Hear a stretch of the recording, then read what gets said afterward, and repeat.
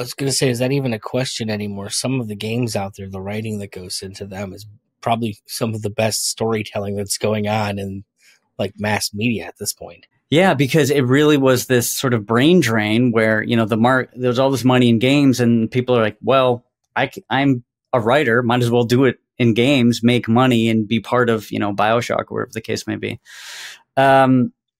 Admittedly, though, I kind of backed off. I feel like it turned more into the MMORPG stuff. So the stories were a little more, they weren't directed. And I never got into that as much, like open world stuff. It felt more like mini stories than like I said, a narrative. And that's just my personal, I'm not a big game guy. So, well, I would imagine it would feel to me almost more like you're doing like a, that's what I'm looking for here. It feel almost like reality TV at that point in the storytelling, where it's just kind of everything's micro stories. It's not. Don't get me wrong. As much as I rail constantly on the show about, I want my freak of the week shows like and screw your grand arc, your grand narrative. But the bottom line is like the grand narrative needs to be present. It just can't be everything.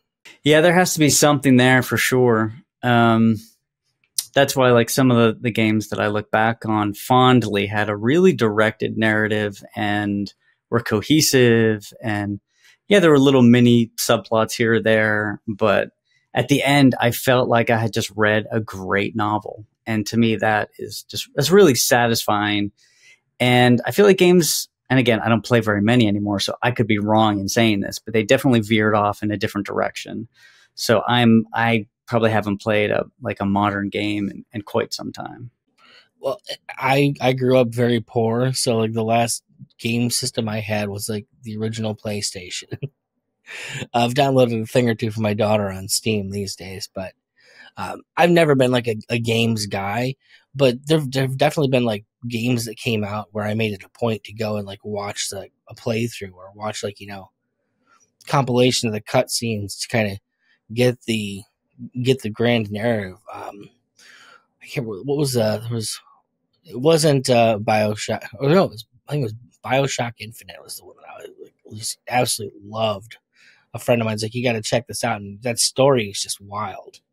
It's incredible, truly incredible. I hold that up as like one of my favorite stories just across the board. It's amazing. And the art, everything about it was just on such a level that I don't know if it's been matched. Again, I'm not that familiar with games out there, but I feel like that it was a high point.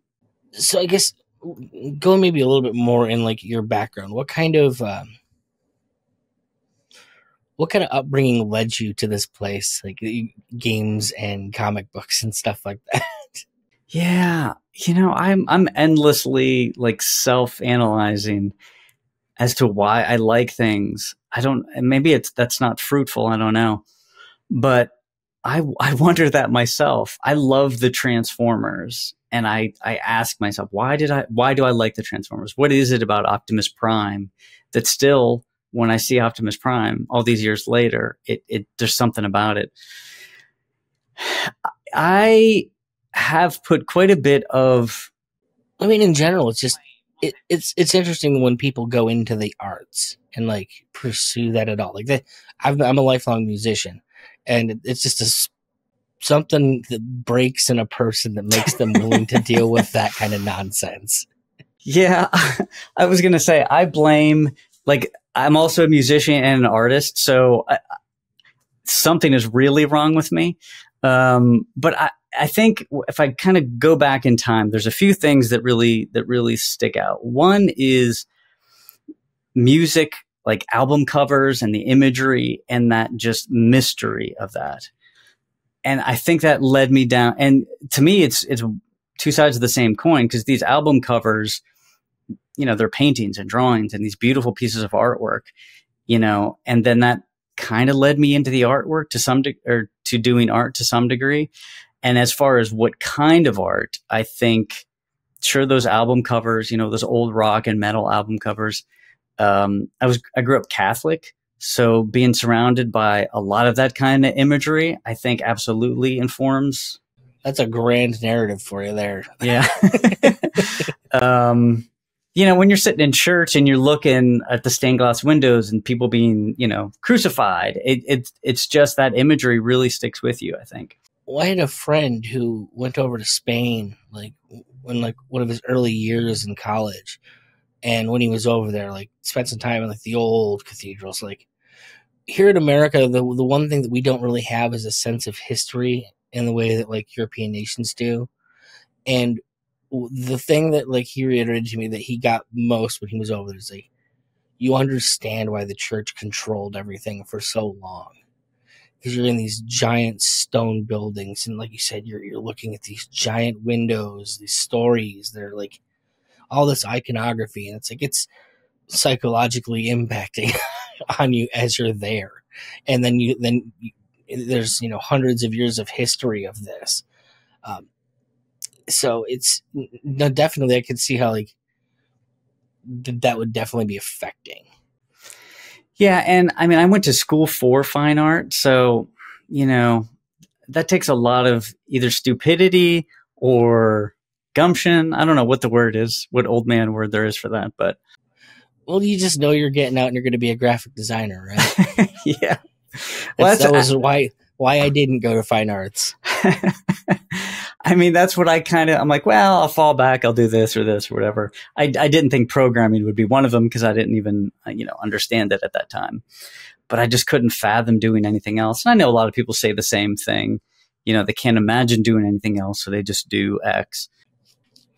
Well, and kind of going back, it's interesting that you mentioned like the albums, because God, like I remember like opening my Bush razor blade suitcase for the first time and like just pouring through the liner notes, and like you put the album on and you kind of walk through whatever this piece is.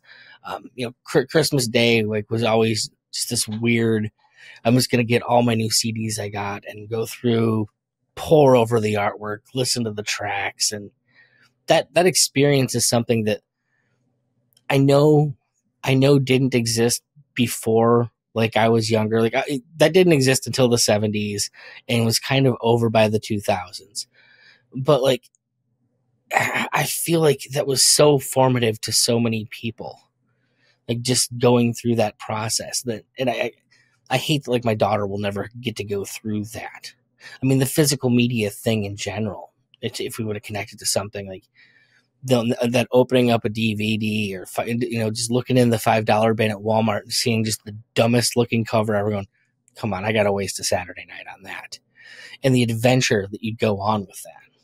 Yeah, and I think you're either a person that loves mystery and is just endlessly curious to find out what is inside this thing, what story is illustrating this crazy album cover I'm looking at, or whatever the case may be.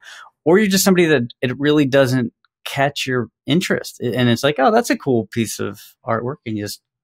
But then there's people that just stare at it. And I don't know what the difference is between us and other people though. And it's something I think about endlessly.